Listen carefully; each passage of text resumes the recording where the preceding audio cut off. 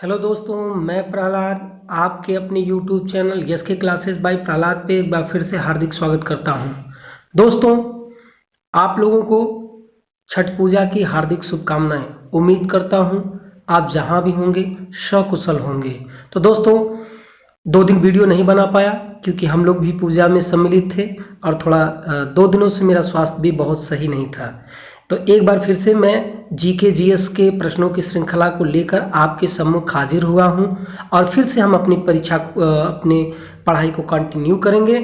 तो चलिए देर ना करते हुए अपने पहले प्रश्न पे आते हैं। 1857 की क्रांति भारत में किस स्थान से प्रारंभ हुई? प्रश्न संख्या 1, 1857 की क्रांति भारत में किस स्थान से प्रारंभ हुई थी? झांसी से, मेरठ से, कानपुर से, लखनऊ से? तो दोस्तों फटाफट के अंदाज में प्रश्नों को करेंगे। 1857 की जो क्रांति थी दोस्तों, ये मेरठ से शुरू हुई थी, जिसमें 9 मार्च को 45 सिपाहियों ने कारतूस, जो चर्बी से बनी हुई कारतूस थी जिसको दांतों से खींचा जाता था, इसके लिए अंग्रेज सरकार का विरोध किया उन्होंने और इनको काल कोठरी में डाल दिया गया था। इसलिए 9 मार्च से ही 1857 की पहली क्रांति को गिना जाता है, जबकि 29 मार्च को ठीक इसी क्रांति के समक्ष या समान बैरकपुर छावनी, पश्चिम बंगाल के बैरकपुर छावनी में मंगल पांडे ने विरोध कर दिया था कि मैं दांतों से सुअर की चर्बी, कारतूस पे लगे सुअर की चर्बी को नहीं खींचूंगा, और इसके लिए उनको फांसी की भी सजा हुई क्योंकि उन्होंने मेजर जनरल बाब को गोली मारकर हत्या कर दी थी। तो दोस्तों उम्मीद करता हूं कि ये विस्तृत जानकारी भी आपको प्रश्नों के बारे में अच्छी लगेगी। आगे बढ़ते हैं प्रश्न संख्या 2 पर। भारत की पहली फिल्म कौन सी है? दोस्तों, भारत की पहली फिल्म जो बनी थी वो मूक थी, अर्थात चलचित्र पर आधारित थी, सिर्फ चित्रों के माध्यम से, इसमें वॉइस नहीं था। तो दोस्तों इसका ऑप्शन है राजा हरिश्चंद्र, गाइड, आलमारा, शोले। तो जो इसका राइट आंसर होगा राजा हरिश्चंद्र। ये पहली फिल्म थी। यदि पहली बोलती फिल्म की बात की जाए तो फिर आलमारा होता, और पहले गाने की बात की जाए तो दे दे खुदा के नाम पर, यह पहला गाना था। प्रश्न संख्या 3 पे आते हैं। उत्तर प्रदेश की स्थापना दिवस कब मनाया जाता है? दोस्तों, उत्तर प्रदेश की स्थापना दिवस कब मनाया जाता है? कब स्थापना हुई थी? प्रश्न संख्या 3 का जो राइट आंसर बताइए। 26 मार्च 1950, 24 जनवरी 1950, 30 मार्च 1950, 24 मार्च 1950। तो दोस्तों जो इसका राइट आंसर जाएगा वो ऑप्शन नंबर बी पर 24 जनवरी 1950 को उत्तर प्रदेश की स्थापना हुई थी। इसलिए हर वर्ष 24 जनवरी को उत्तर प्रदेश का स्थापना दिवस मनाया जाता है। प्रश्न संख्या 4 पे आते हैं। किस ग्रह को सुबह का तारा और शाम का तारा कहा जाता है? और इसी ग्रह को सौंदर्य का देवता भी कहा जाता है। बृहस्पति, बुध, शुक्र, मंगल। तो दोस्तों देर नहीं करेंगे, हम इसके राइट आंसर पे आएंगे, और इसका जो राइट आंसर है ऑप्शन नंबर 3, शुक्र को सुबह का तारा, शाम का तारा, सौंदर्य का देवता कहते हैं।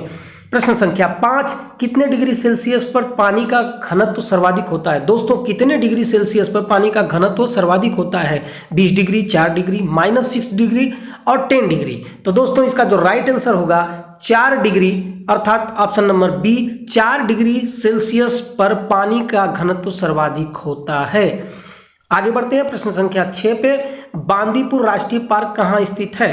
दोस्तों बांदीपुर राष्ट्रीय पार्क स्थित कहाँ पर है? मध्य प्रदेश, कर्नाटक, हिमाचल, केरल। तो दोस्तों इसका जो राइट आंसर है वो ऑप्शन नंबर बी, बांदीपुर राष्ट्रीय पार्क कर्नाटक में है। प्रश्न संख्या 7 पे आते हैं। रिहंद बांध किस राज्य में स्थित है? रिहंद बांध किस राज्य में स्थित है? चारों ऑप्शन आपको दिखे? जी हाँ, रिहंद बांध किस राज्य में स्थित है? प्रश्न संख्या 7, महाराष्ट्र, उत्तर प्रदेश, पंजाब, बिहार। तो जो इसका राइट आंसर है option number B, Uttar Pradesh. Rihand बांध उत्तर प्रदेश में स्थित है। प्रश्न संख्या 8, इनमें से ऊर्जा के किस स्रोत को पुनः प्रयोग में नहीं लाया जा सकता? दोस्तों आप जानते हैं ऊर्जा 2 प्रकार की होती है, अनवीनीकरण ऊर्जा और नवीनीकरण ऊर्जा।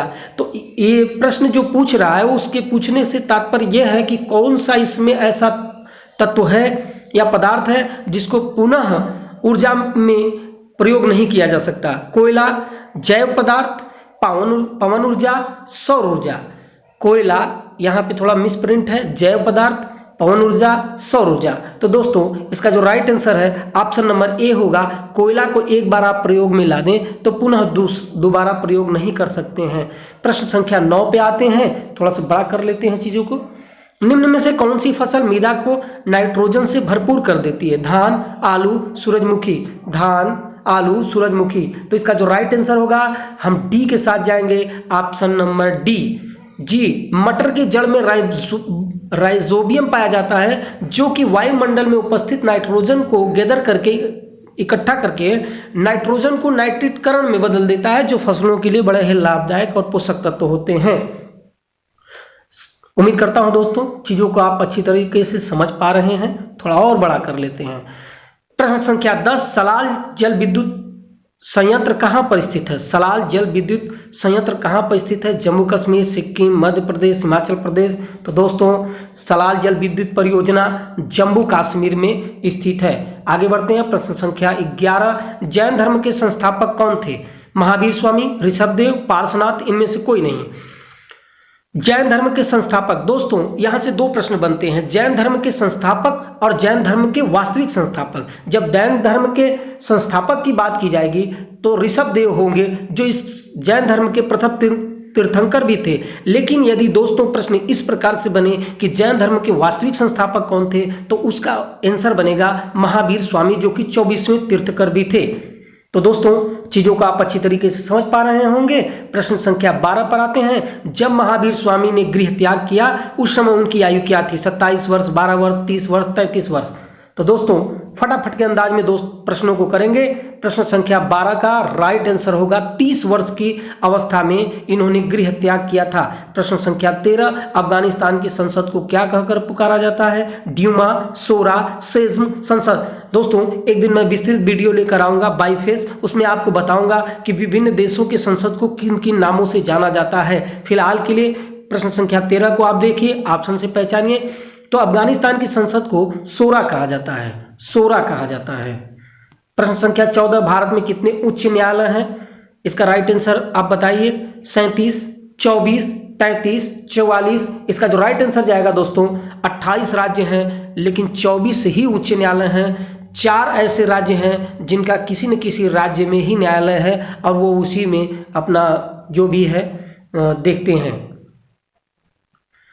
प्रश्न संख्या 15, महावीर स्वामी जैन धर्म के अंतिम तथा किस नंबर के तीर्थंकर थे? 14वें, 24वें, 34वें, 54वें। तो दोस्तों ये बहुत ही आसान प्रश्न है। महावीर स्वामी मैंने ऊपर बता भी दिया है, महावीर स्वामी 24वें तीर्थंकर थे, ऑप्शन नंबर बी। प्रश्न संख्या 16 पे आते हैं। हाइड स्पीच का युद्ध, झेलम का युद्ध और झेलम वितस्तता का युद्ध भी इसको कहा जाता है, 326 ईसा पूर्व किसके बीच में लड़ा गया था? अलेक्जेंडर द ग्रेट टैक्सिल्स के बीच में, सिकंदर तथा राजा पोरुस के बीच में, दारा तृतीय और सेल्कस आई निकेटर के बीच में, इनमें से कोई नहीं। तो दोस्तों जो इसका राइट आंसर होगा 326 ईसा पूर्व, और ये इतिहास का पहला युद्ध भी माना जाता है। सिकंदर तथा राजा पुरुष के बीच हुआ था, जिसमें राजा पुरुष की हार हुई, परंतु राजा पुरुष की वीरता के कारण सिकंदर ने उन्हें अपना मित्र बना लिया।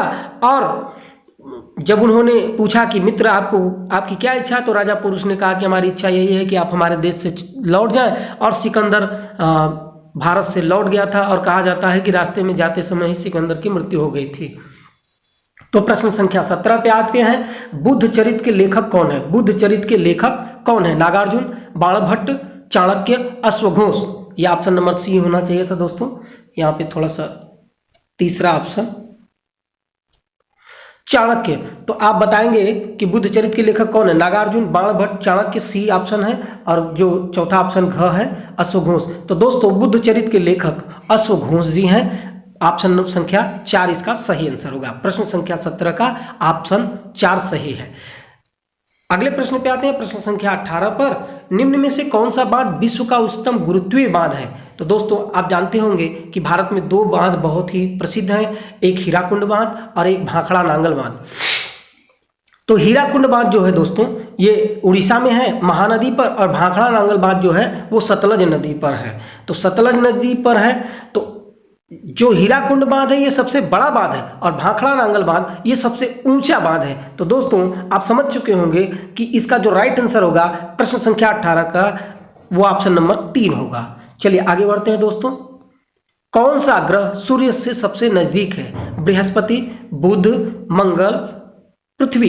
कौन सा ग्रह सूर्य से सबसे नजदीक है? ये बिल्कुल आसान सा प्रश्न है। बुध सबसे नजदीक ग्रह है। सूर्य से सबसे नजदीक ग्रह बुध है। और प्रश्न संख्या 20 पे आते हैं। विश्व में सर्वाधिक ऊंचाई पर स्थित झील कौन सी है? तो बुलर झील, बैकाल झील, टिटिकाका झील और निम्न में से कोई नहीं। दोस्तों मैं आपको एक चीज बता दूं कि हमेशा की तरह मैं आज भी आपके लिए एक होमवर्क में प्रश्न लेकर आया हूं और उम्मीद करता हूं कि आप सभी लोग केवल देखिए और लाइक ही नहीं कीजिए बल्कि कमेंट में उस होमवर्क को किया कीजिए, ताकि हमको ये पता चल सके कि आप पूरी तरह से हमारी वीडियो को पसंद कर रहे हैं और आपको जो मैं होमवर्क देता हूं ये आपको कार्य अच्छा लगता है। तो मेरे जितने भी विद्यार्थी हैं, मैं आप सभी से ये उम्मीद करता हूं आप कमेंट किया कीजिए। जो होमवर्क दिया जाता है उसका कमेंट करिए, ताकि हमें पता चले कि हमारा कौन सा शिष्य, कौन सा विद्यार्थी अच्छे से पढ़ रहा है। प्रश्न संख्या 20, विश्व में सर्वाधिक ऊंचाई पर स्थित झील। तो मैंने ऑप्शन भी दे दिया है। तो दोस्तों मैं एक वीडियो में आपको बता चुका हूं कि विश्व का सबसे ऊंचाई पर स्थित झील टिटिकाका झील है, जो दक्षिण अमेरिका के पेरू और बोलिविया की सीमा पर स्थित है। और यह सबसे ऊंची झील भी है और ये नौकायन झील, अर्थात इसमें नौका भी आप कर चला सकते हैं।